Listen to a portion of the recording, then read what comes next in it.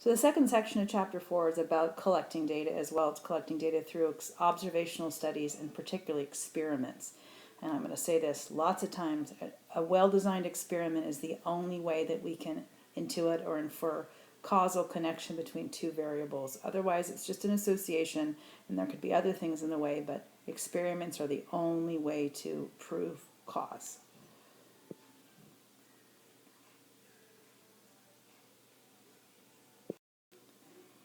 You can go ahead and pause on this or look in the textbook. These are what this section has to do with, and we're pretty much going to, in this lecture, get down to here. And then the rest of it's going to be in the second part that I will probably put up in a couple days. So I hope you can hear my son's showering music. We need to make sure that we understand it's one of the most important things that you can learn from a stats class, whether you're going to use stats in your career or not, is the difference between an observational study and an experiment. An observational study looks at individuals and measures variables of interest. Does one thing seem to be connected to another? But there is no influence on the responses. There is no treatment that's given to one group over another to see if that thing causes something. Whereas an experiment deliberately imposes some treatment, and that's the only way that we can see if there's a causal connection.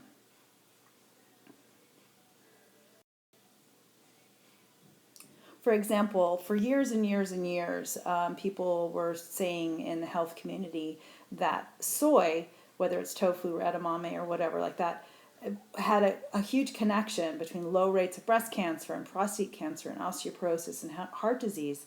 Observational studies shown that Asian style diet, there was definitely association between lower rates of those diseases. However, in the last couple of years, experiments have been done, including an example like this, where elderly women were randomly assigned to either receiving soy or a placebo to see if they prevented osteoporosis or a furthering of osteoporosis.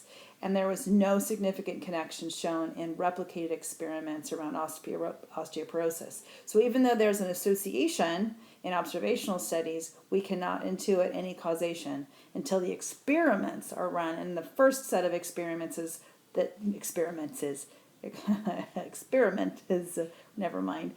looked at osteoporosis showed no connection, no significant connection. So what's going on? We still don't know. Could it be genetics that Asian cultures have that serve as some sort of block against these cancers or osteoporosis or heart disease? Are there other dietary factors that are not considered in there? Could it be possibly that a lot of Asian cultures do physical exercises like Tai Chi and such that are weight bearing and that might affect osteoporosis? We don't know. But at this point, there is no conclusive experimental evidence that says that soy makes a difference in a lot of these things.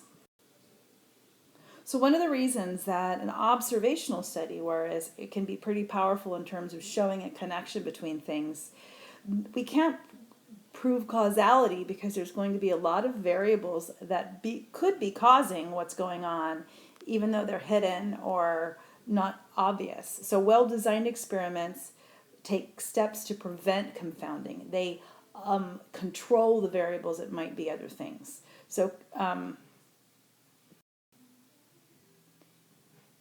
confounding occurs when two variables are associated in such a way that their effects on the response variable cannot be distinguished from each other. So in terms of the soy experiments, it's possible that one of the explanatory variables might be genetics. It might be exercise. It might be other things that create that issue. And until the experiments were run, they couldn't tell. There is definitely loud music. I'm sorry if you don't like his taste in music. Anyway, an experiment is a statistical study, and what is important about it is that there is a treatment involved to the subjects in the experiment, whether those subjects are people, animals, objects, whatever. And there's a response that's being observed and measured. And so whatever is being given to each of the groups is called a treatment. And a treatment possibly has several explanatory variables, and we'll get to that. And then experimental units are the smallest collection of individuals in which the treatments are applied. So when the units are human beings, they're often called subjects, or the animals are often called subjects, but it's the smallest collection of individuals. And sometimes it's a school, an entire school, or an entire classroom, or something like that. But most of the time, we'll talk about.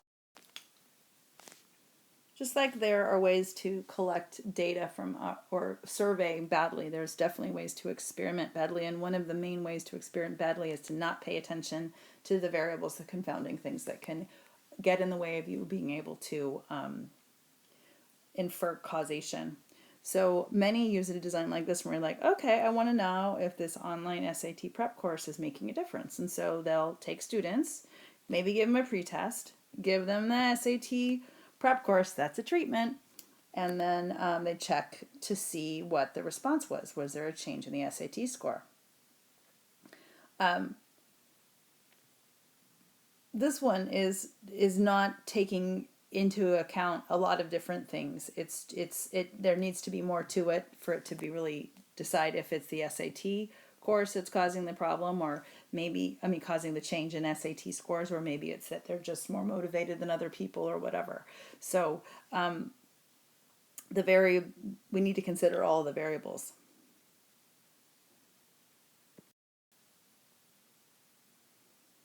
The remedy for confounding is to perform a comparative experiment in which some units receive one treatment and very similar units, people, schools, animals, computers, receive another treatment. Really well-designed experiments compare two or more treatments, and that might have factors of strength or something related to it, particularly if we're talking about medicine. And then a control group that receives no treatment.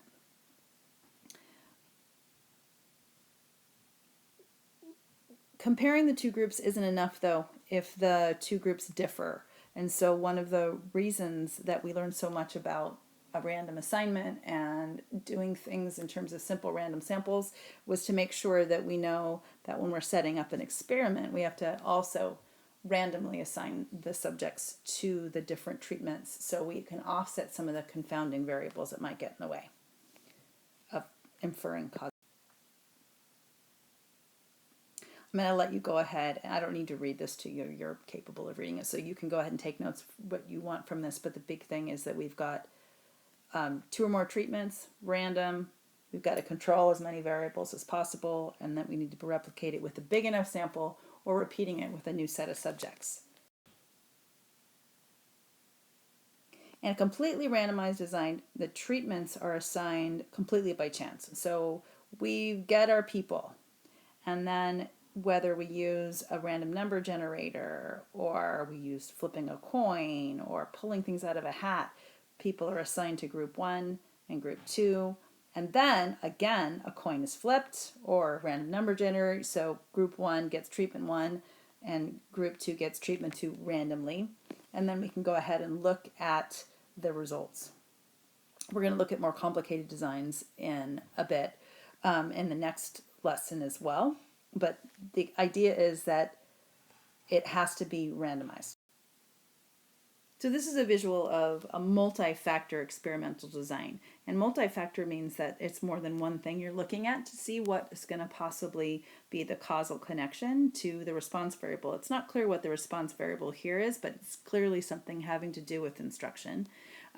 Is your explanatory variables. And the factors that are being looked at here are time and instruction, as well as the setting of the instruction. And so the response could be who's doing better on matching the material, or who's more confident, or their increase in confidence around the mastering of the material. But there's two factors that are being looked at: time and instruction and setting. And within that, there's levels of those factors. And so time and instruction has the number of hours in the week, and then the setting has in the class or outside of the class. So now there's 4 different groups that are being looked at. There's 4 different treatments that are being taken care of. Someone who gets 1 hour a week in class. There's a group that gets 1 hour a week out of class. one group 4 hours a week in class, 4 hours a week out of class. So there's 4 different things to looking at: level as well as setting. So this is a much more complicated method, but it's also going to give you a greater understanding of what's really causing, or if there's a significance in any of these situations. So we got to the difference between observational study and experiment has to have a treatment. Confounding are the variables that could, if they are not controlled in a proper experiment, could be the real reason for causal connection. So unless there's an experiment that controls those confounding variables, we can't really make any good conclusions. You need to understand the different units, both the explanatory and response variables, what a treatment looks like, including a multi-factor treatment. Comparison, random assignment, control, and replication. Remember, replication can mean both that you have enough units, enough subjects, enough people involved, if it's a person experiment, that that you can make an inference, or that you've replicated the entire experiment a second time. And then a completely randomized design at each step. Randomization is used to create that experiment. We'll talk about these 3 things in the next lesson and in class.